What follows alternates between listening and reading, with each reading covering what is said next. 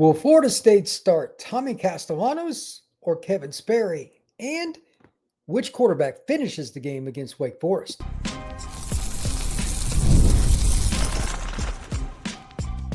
You are Locked On Seminoles, your daily podcast on the Florida State Seminoles. Part of the Locked On Podcast Network, your team every day. Welcome back into Locked On Seminoles. I am your host, Brian Smith, longtime college football recruiting analyst. Thank you for making Locked On Seminoles a part of your day each and every day right here on the Locked On Podcast Network. Today's show is brought to you by our friends at FanDuel. New customers can bet just $5, and if it hits, you can unlock $300 in bonus bets to use across the FanDuel app. Just download it today. We're going to talk about two things. Number one, at the back end of the show, we're going to talk about the ACC, kind of the overall theme. Look at some of the games just for fun. Do a cross-section, a comparison, if you will, where Florida State stands against some of these other teams. I kind of want you to think about it as I go through it. But to start, just the injury news. Florida State is in a very unique scenario.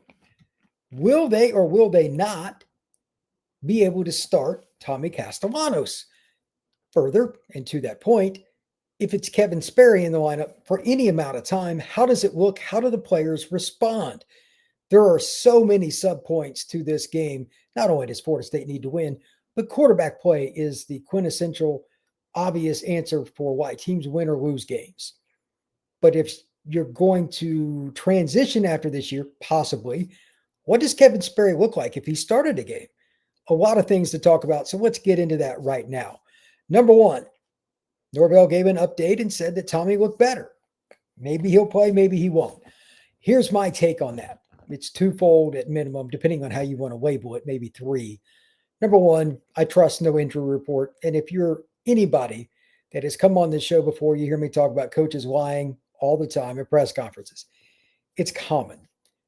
But that being the case, when it comes to Tommy, because he had a concussion protocol thing, I think, or at least that was part of why he was out at the end of the game against Stanford, this won't be a coach's decision, as I understand it. If you're a doctor or know something about this, please comment on the YouTube page.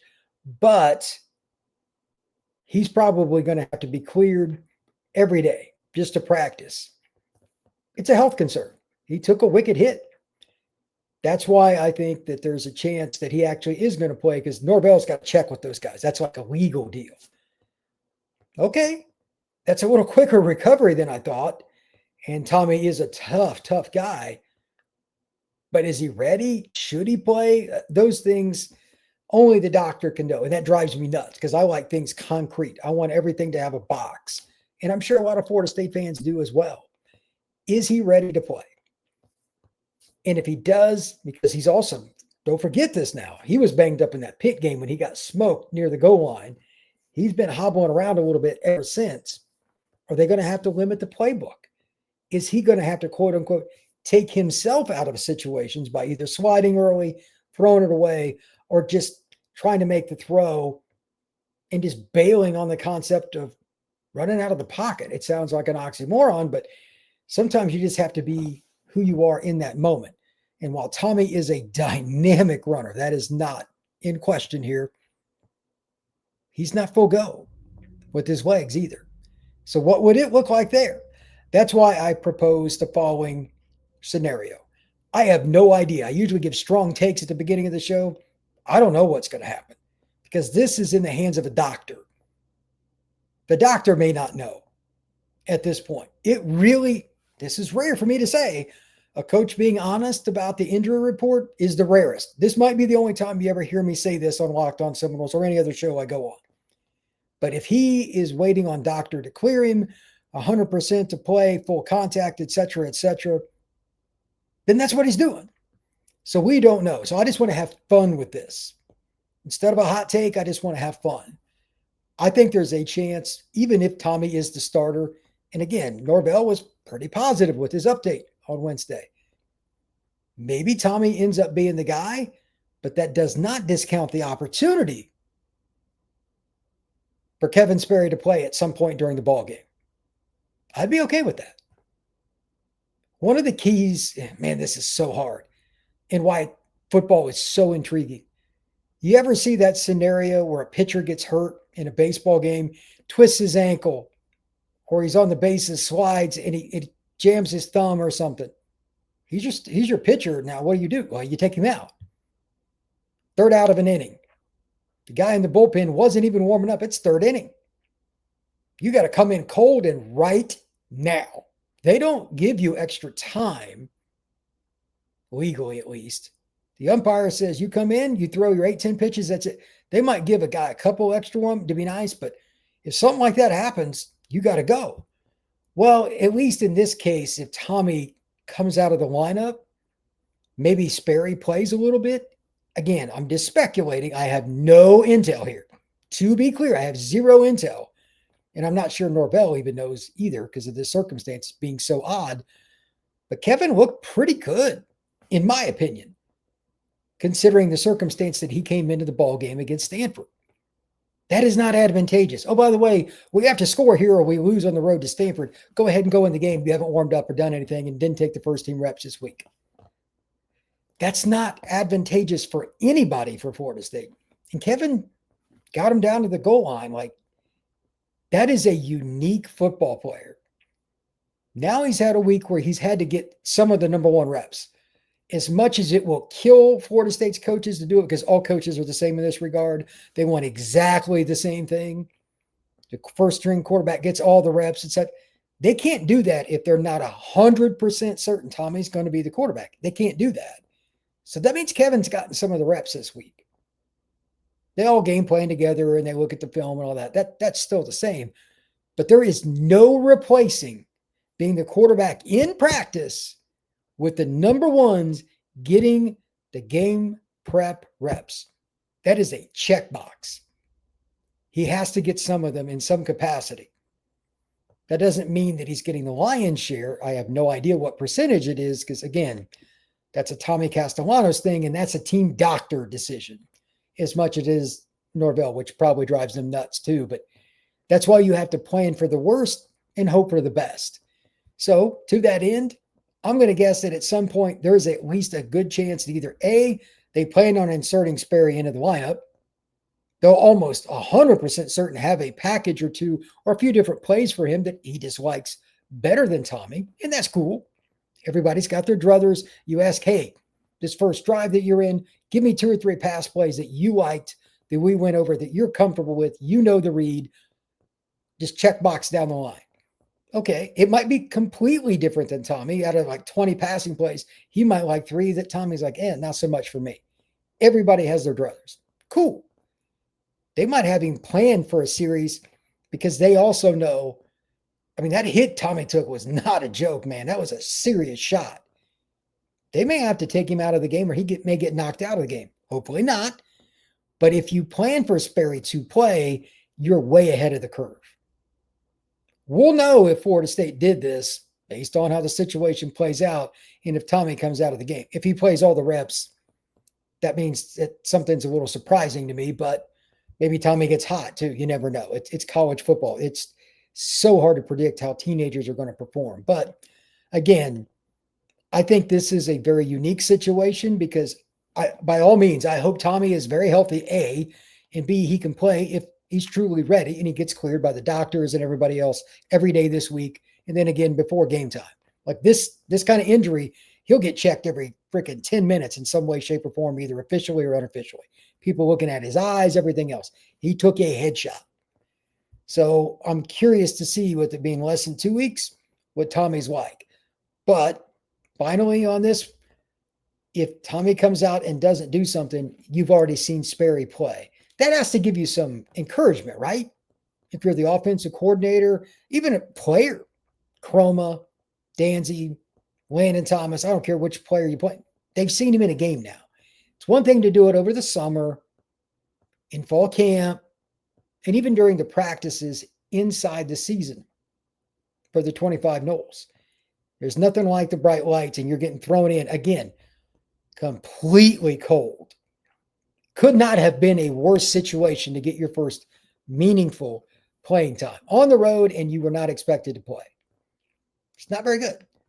But he acted not just admirably, pretty darn good. Like it was just, He had the arm, he had the moxie, wasn't afraid, had some accuracy, like all those things. You're like, that kid's a freshman? If Tommy can't go, I'm excited for it. Maybe I'm being a little bit more of an optimist than normal, but most freshman quarterbacks don't look like that. So while I want Tommy to play, I'd at least be interested to see what Sperry could do. So I think that's a very fun part of this game coming up against Wake Forest. And Wake, by the way, just throwing this in off the top of my head, how do you prepare if you're Wake Forest? They're similar quarterbacks, don't get me wrong, but like one has a gazillion reps in college in live action while the other one has played a handful. How would you prepare for Sperry? That's kind of interesting. So I'm not sure if they know what to do beyond just basic play zone, make him go the length of the field, that kind of stuff. I don't know, but that's intriguing. When we come back, I want to talk a little bit about the ACC, kind of how Florida State looks compared to some of the other teams, as I've been studying them a little bit and just kind of watching games, watching film, watching highlights. That is next here on this Locked On Seminoles. Today's show is brought to you by FanDuel. The NBA is back, and there's no better place to get in on the action than FanDuel, the official sports betting partner of the NBA. Even if you missed the start of the game or want to be hitting a hot hand, FanDuel has live bets on everything from who will score next, fourth quarter comebacks, and more. Plus, you can combine your live bets into a same-game parlay for a shot at a bigger payout. If it keeps going good for you, how about picking your team's weight push to get over the top? Maybe a player that's going to get hot over under. There's all kinds of things you can do with FanDuel. And right now, FanDuel is giving new customers, that is $300 in bonus bets when your first $5 bet wins. Head to FanDuel, sign up today, play your game with FanDuel, the official sports betting partner of the NBA. We are also brought to you by your friends and ours over at Mazda, who crafts cars for those who do more than simply move. You can feel the Japanese craftsmanship in every detail, from the metallic accents to the available Napa leather upholstery. You can make everyday drives feel like anything but, from smooth handling to intuitive controls. And with the all-wheel drive standard in every crossover SUV, you can drive with confidence through almost anything on the road. Like our players, we sweat every detail, because when you make every move count, impossible becomes irrelevant. Mazda, move and be moved.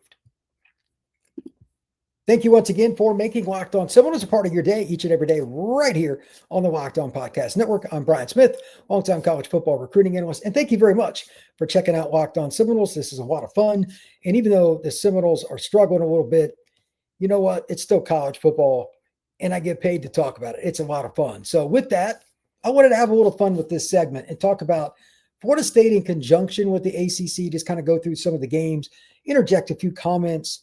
I'm sure some of you watch some of the other teams. As somebody that's watched ACC football his whole life, and many of you the same way, what are your takes? Because this has been a little bit of a weird year, even by ACC standards, which, not for nothing, this is not a league that's very easy to predict on any given year. And I'm being ever so kind. With that, here are a few thoughts that I have. Just kind of, again, I'm just going to go down the list. I'm just looking at the screen. I just went over to ESPN, just looked at the ACC games for this weekend. Take it for whatever it's worth. All right, I'm just going to go by time. There's no quote-unquote ranking of these games. I'm going to give out a few notes, over-unders, and all that kind of stuff, point spreads, but more about the players and coaches in these matchups. Miami at SMU is a noon kickoff Eastern Standard Time on ESPN. Right now, Miami is a 12.5-point favorite. How in the world would you predict what's going to happen in this game? Miami laid an egg early in that Louisville game.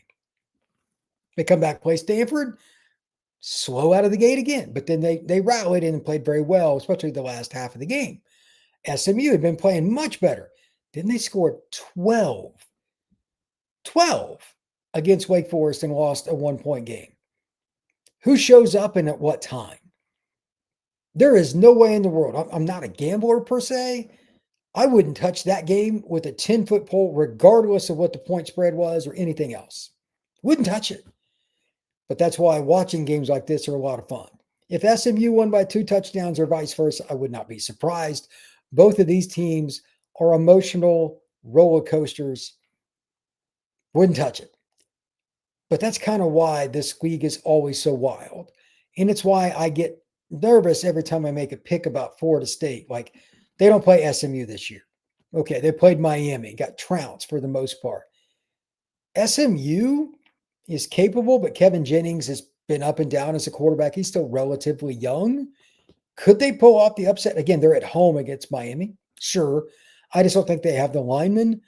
But if something happened early in that game, a blocked punt, a deflection from Carson Beck goes up in the air, linebacker pick sixes it, that could be a game. But Miami, if you took the top 22 players off both rosters, Miami probably has 15 of them, if not 18 or 19. Still, it's on the road, so anything is possible. Duke at Clemson, this is another one, wouldn't touch it. Anything with Clemson, I want no part of it. Is that team still bought in? They've had a couple guys like go to the portal. I've heard a little rumor here, body language. We'll see. Duke, Mensa could throw it. Their run game's a little suspect. Defense is okay, but they turn the ball over in the most inopportune times. But all of that said, at home, if you haven't looked, before I say it, what do you think Clemson is favored? What do you think Clemson is favored by? Against Duke inside Death Valley. 2.5. That's what I'm looking at on my screen right here. Anywhere in that realm, it's just like Duke? 10, 12, something like that is what you would expect Clemson over Duke. 2.5, not even a full field goal? That is a personification of what the league has become. Nobody knows what they're getting week to week. It is really hard. We'll see if Manny Diaz and that group can kind of corral Clemson's offense. They've had some injuries, some guys out. I don't even know who's playing, but that ought to be pretty intriguing. Speaking of another team, you don't know what you're getting. Virginia Tech. You don't know what you're getting with Virginia Tech. They can lose to anybody. Like that game against Vandy, they gave up, what was it? Like 34-0. They got outscored on their home field in the second half. I mean, just laid an egg. They played some games that were pretty decent, though. They went to NC State and won, but no head coach. The Virginia Tech line, they are underdogs by 9.5 at home to Louisville. Now, Braum can coach. Will Louisville's players show up to that game completely? Are we going to buy that? They've got a ton of transfers on that team. I'm a little leery. I would not be surprised if Tech won this straight up because I don't think Louisville will look at them the same. It's a helmet game. Can Braum motivate his players? It's almost impossible to do in this era, but that'll be interesting. Notre Dame at Boston College. This game will be over before it starts. Boston College is terrible. They switch quarterbacks, which I still don't understand, and their line play is not that good. Notre Dame's favored by 4. Oh my goodness, 28.5 at BC. That is incredible. BC's a program that might make a coaching change. They're not investing in the program. They are dead in the water. Bad program. Pittsburgh at Stanford. Stanford fights, but I think they're kind of on their last leg. The end of that Miami game was pretty ugly to watch.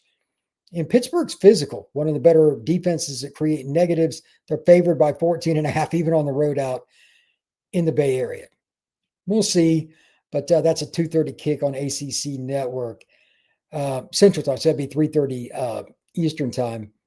Pittsburgh's a program, they got an outside chance to like make it to the ACC title game, and that quarterback's done some pretty good thing. Winslow's a good player.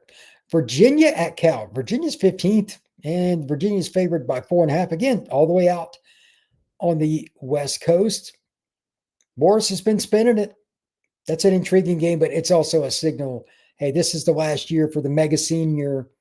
Next year, it goes back to having normal quarterbacks. Imagine Virginia will tail off a bit.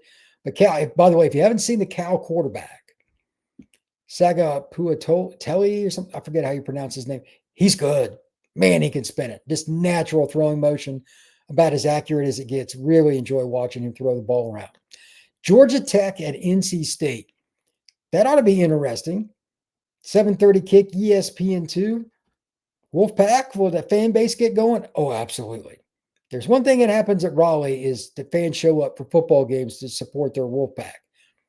Georgia Tech, they've had 9 lives. They've had a few close games. They should have lost to Duke. They really did lose to Wake. They just got the benefit of a call, literally. Is this the week they finally fall and trip up? Give credit to that entire tech team, staff, back office, everybody, because they've glued this sucker together to get it to where they are.